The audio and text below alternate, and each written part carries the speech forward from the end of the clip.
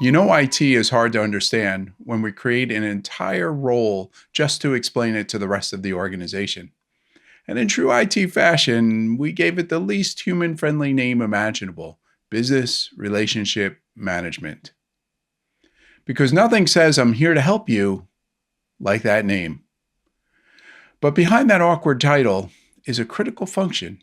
BRMs are the translators, bridge builders, and people who make sure technology actually makes sense to the rest of the organization and that the organization's priorities don't get lost in tech speak.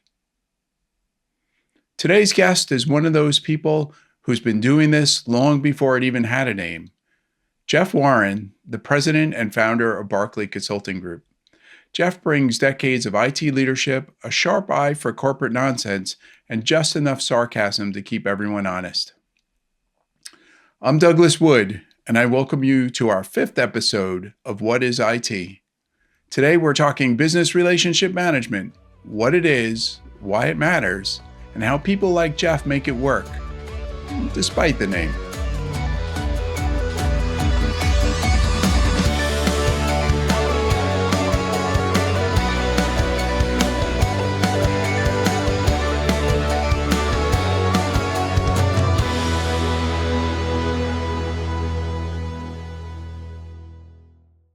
Welcome, Jeff. Happy to have you on the podcast today and looking forward to talking about BRM. Yeah, happy to be here. Thanks for having me. Let me start with an obvious question. Did you name business relationship management just to have people's eyes glaze over?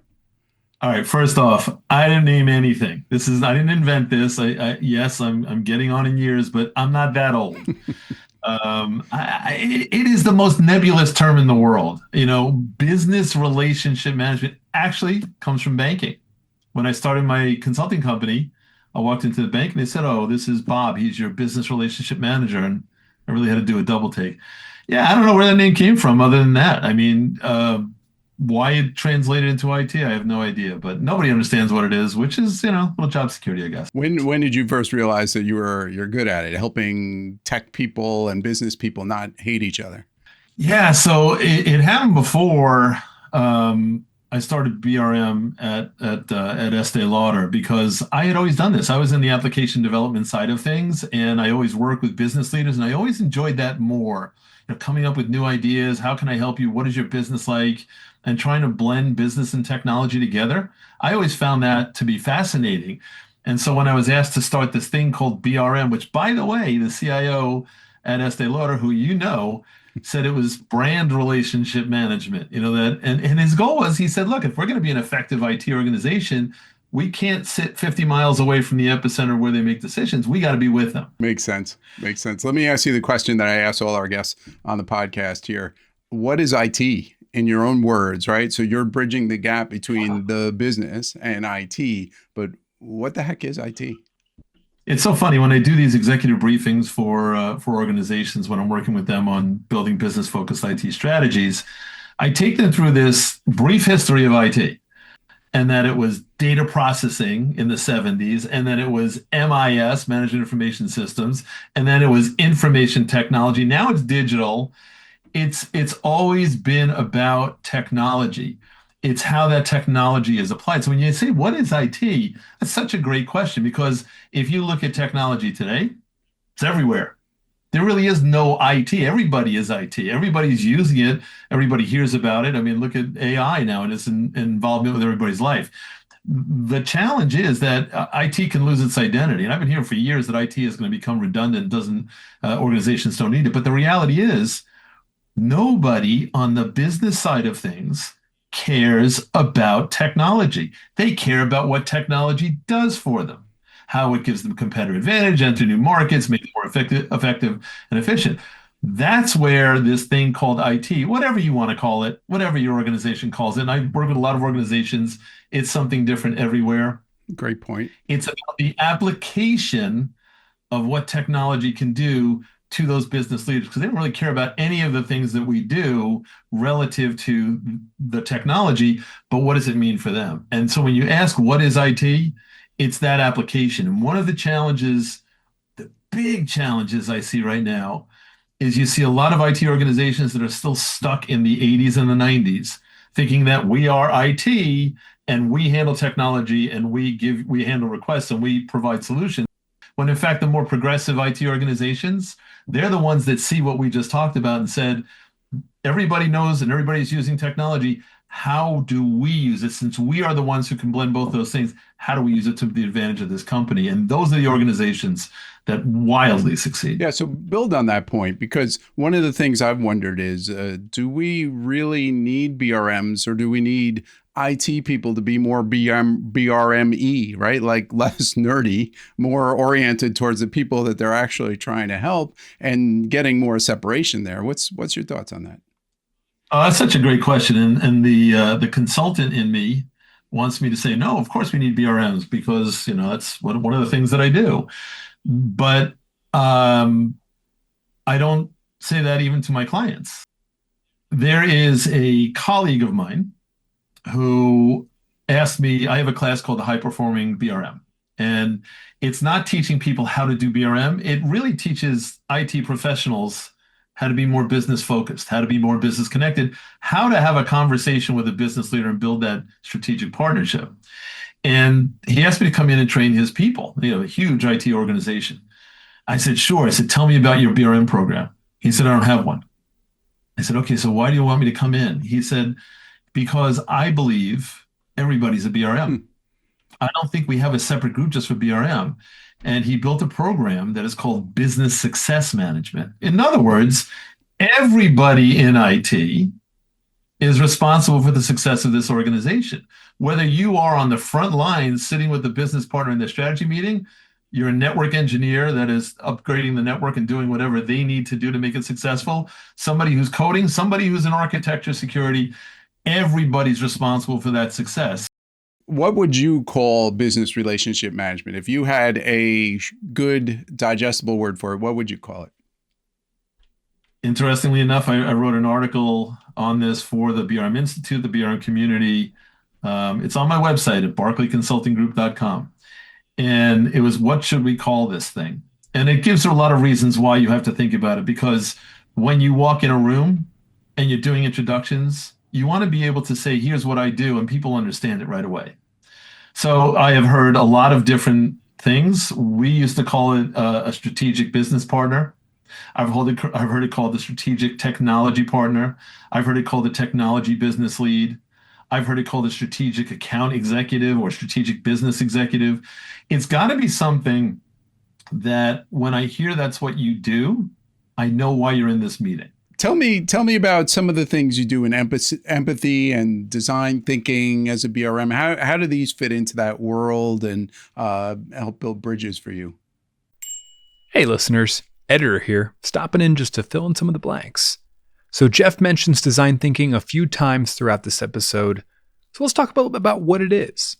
Design thinking is a human-centered way of solving problems where you start by deeply understanding people's needs, brainstorm lots of ideas, quickly prototype, and test your way towards better solutions.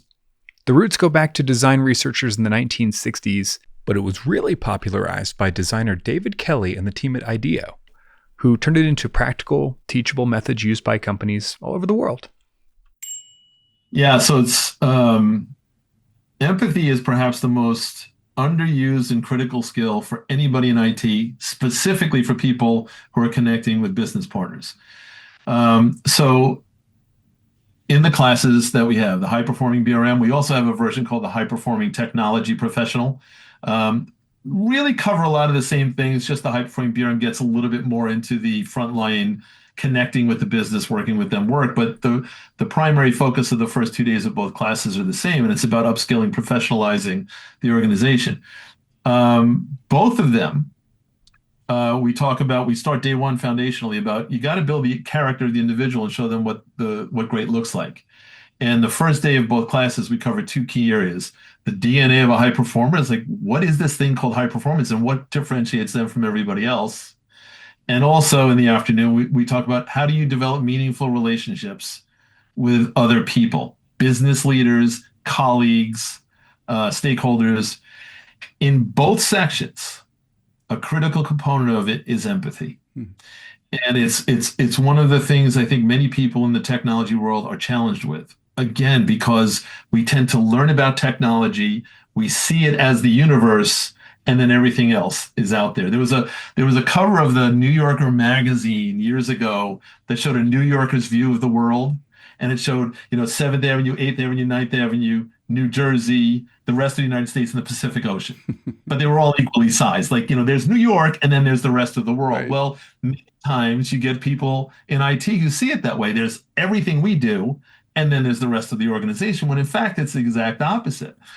And the more that you can see things from the perspective of your business partner, the better your work product, if you will, is going to be from a technology perspective.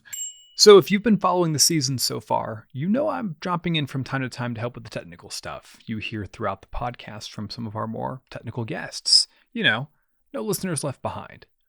Something special about Jeff is his ability to articulate in terms most can understand and to boil down complexity. It's truly an art. So for this episode, I'm going to have a lot less to say. Kudos to you, Jeff. And you mentioned design thinking. It's the same thing. Design thinking is just an approach towards innovation. It's a wonderful approach towards innovation. First step in design thinking is empathy. If I'm going to design a new product or service for people, I first have to get into their heads and their heart to understand what it is that they really want. The Henry Ford quote, if I asked people what they wanted, they would have said a faster horse. Can you share any stories from your past about how kind of the worlds came together to create a happy place, right? Something that it doesn't even have to be in technology or business, right? Something where you see disparate groups and BRMs bridging them together and helping to build a brighter future, better tomorrow, more successful outcome, anything along that line. Yeah, sure. You got me nervous when you said, can you talk about where the world came together in a happy place? I didn't know where this was going all of a sudden, but so none of those stories, please. So let me give you a story from my Estee Lauder days. Clinique, great brand, great people, great history. The idea that technology was going to drive sales and marketing in any of the brands at that time, unheard of. We were there to react. Drive is the key word. And I was talking to the brand president one day, and she said, is there a way we can modernize the Clinique computer? And the Clinique computer, mind you, was a slide rule. It was built in 1968, so it was a computer at that time. But it was basically 5 questions that were asked of women. Is your skin oily? Do you have redness? 5 questions, and they would move the slide rule. And at the end, it would say you're a type 1, type 2, or type 3 customer, and they then give them products for type 1 skin, type 2, or type 3. And give me perspective on that. That slide rule was still being used when? Like, this is 2012-ish, wow. 11, 12. Wow. Yeah. When we did this? Yeah. Wow. And so I said, yeah, iPhones were the hot thing at the time. And can you put it on an iPhone? I said, we can, but we should probably think bigger than that. She goes, no, put it on an iPhone. That'd be great. Because she was just looking for that technology. How do I connect with consumers? And I was like, yeah, but it's going to be the same thing, just digitized. And she said, well, just do it. So we did it. And we hired a company, and they did it. They put that on there. And she looked at it. She goes, this is just what we already have on a phone. It's like, no kidding. She was great, too. I loved her. So she started laughing, too. So we came up with this idea. It was called, I think, the Clinique kiosk, that they would now be able to ask lots of questions because we had all these decision trees. And we were going to put it on this big screen. Remember the old client server screens, right? The screen that was in front of you, almost like one of the old PCs. And we'd be able to build the kiosk, put it in the store, and a customer would be able to answer a lot of questions. So instead of 5 questions, I think there was like 65 questions with 200,000 permutations that they got dermatologists involved in, their own staff, but all these ways that people could come out with these questions. Wow. And then instead of just saying you're a type 1, so here's some products, it looked at a particular woman's skin and said, here are the 4 things you ought to buy. And this was like, wow, this is great. And this was the BRM at the time. Myself, and one other person doing this with the brand. And every time we went back to IT, you can't do this. It won't work because of this. We don't have time for this. This is not in your purview. And so I'm a better to ask forgiveness than permission person. So we went ahead and kept pushing with this. They hired a company to do this that we were working with, and they built this really great kiosk. The problem is it was a kiosk, and it was not easy to use or anything. And at that time, you'll figure out the year then because you'll know by what I'm about to say. Apple came out with this thing called an iPad. And we were like, boy, that timing is fortuitous. And so we started working with Apple. We were actually the first commercial application use of an iPad. Wow. And they had to change all sorts of things to do it, which was, we felt good about that. Apple was the really hot thing at the time. Long story short, we moved it off the kiosk onto the iPad. And not only was it easier to use and not as kludgy, if you will, but people wanted to go in just to see what the iPad was. Nobody knew what this thing was, and they'd go into counters and stores and do it and use it. We ran into issues with department stores and lines and all those things, but it changed the game for them. And they're still using them, and they've now added many more things onto it. It's much better than what we had designed. But this doesn't happen without the BRM understanding their business, understanding technology, saying, hey, I have an idea. And what about this? And just start brainstorming around it. Plus the brand then taking that and running with it, saying, well, if we could do that, here's from our perspective what we'd love to do with a consumer. And then the technology side, the BRM, eventually we got the folks in IT to back us on this because they saw it was a big hit with the brand. So this is get on board, right? And we had a new CIO at the time who was all over that, consumer connection.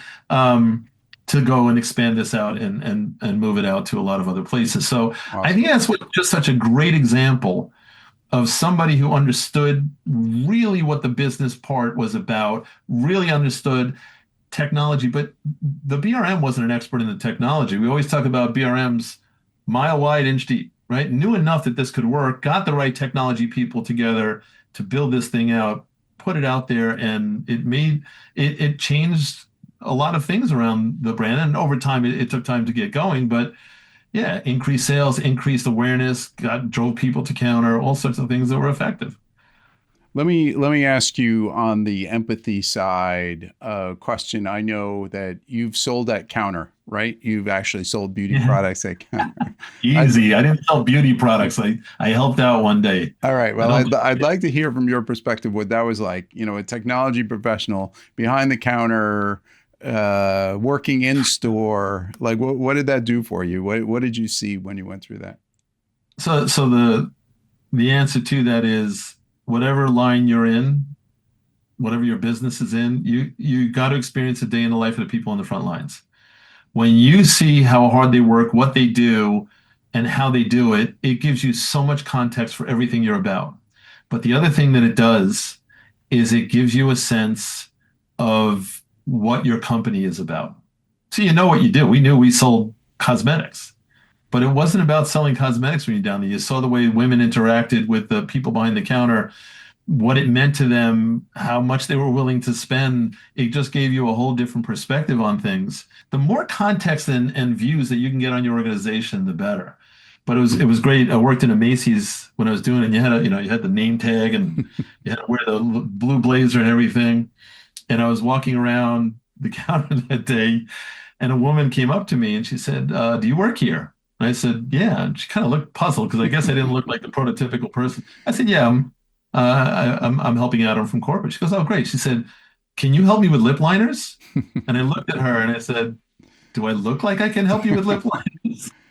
And she said, no, not really. I said, yeah, it's probably not a good idea. So I got somebody else to do it. But the world has changed so much, throughout your career in terms of what IT is and where it's been and where it's going. What advice would you give to somebody starting out today, coming into the technology world? I even hesitate to call it IT, just moving into a technology related role.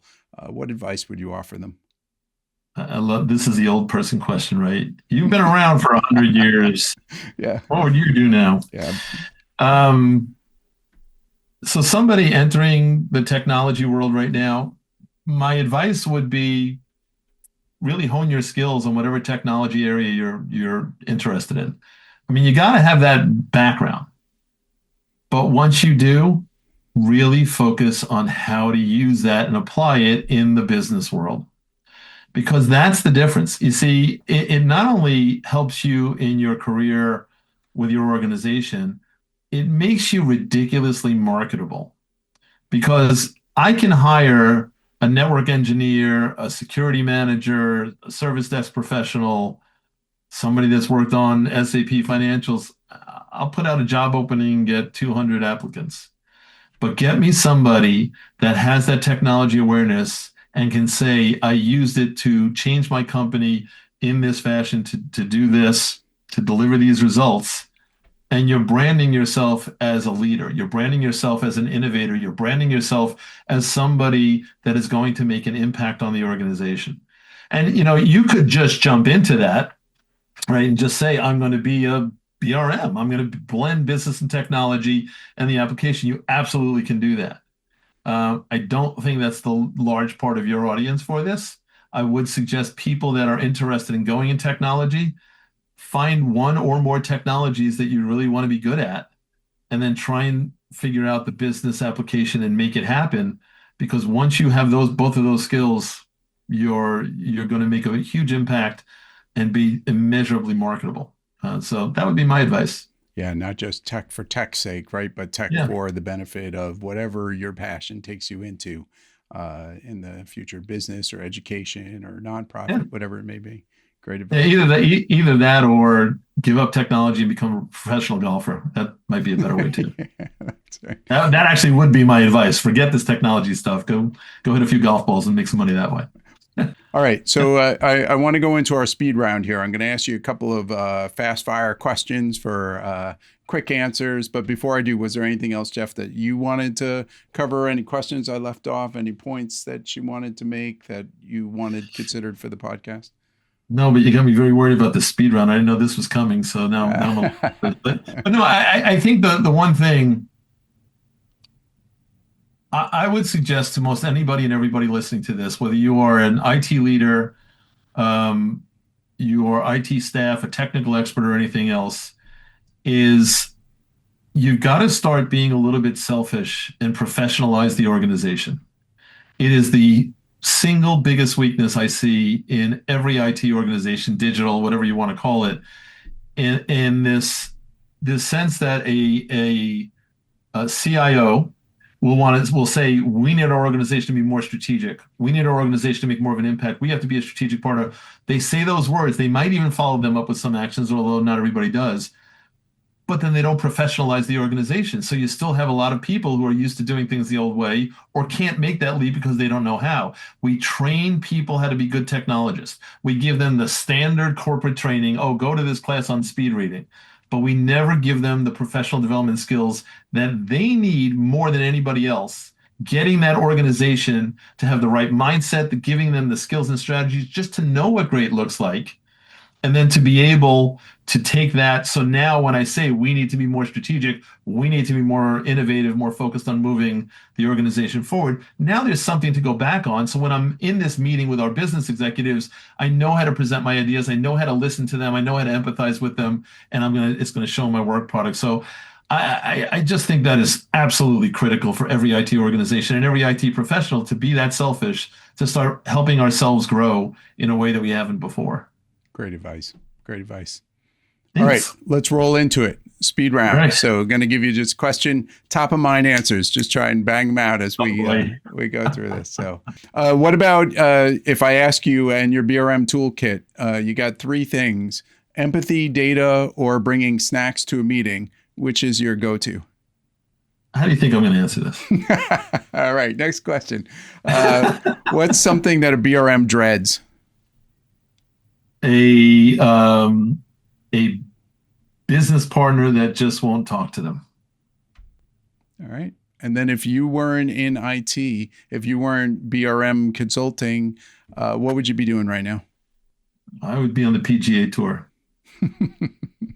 Yeah, it's sad you have to turn away those calls. I mean, it's just, And then one final question: when are the Jets going to win the Super Bowl?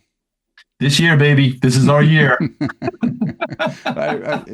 this replayed from last year? I forget. Of course, we're going to win the Super Bowl this year. I mean, it's funny whenever I'm doing classes or I'm meeting with clients, and I always say I got to get this out of the way. I said I'm from New York and I'm a Jet fan. Their reaction is always the same. Oh, I'm sorry. They don't even want to. I'm not even at the level where they can do trash talking anymore. So yeah. Hey, they're practicing maybe not empathy but sympathy in that case, right? This is our year. An update for our listeners. Sorry, the Jets, in fact, did not win the Super Bowl this year. That's it for this episode, where Jeff Warren reminded us that business relationship management may have the single worst name in IT history, but it has an incredible impact on the organization smart enough to leverage it.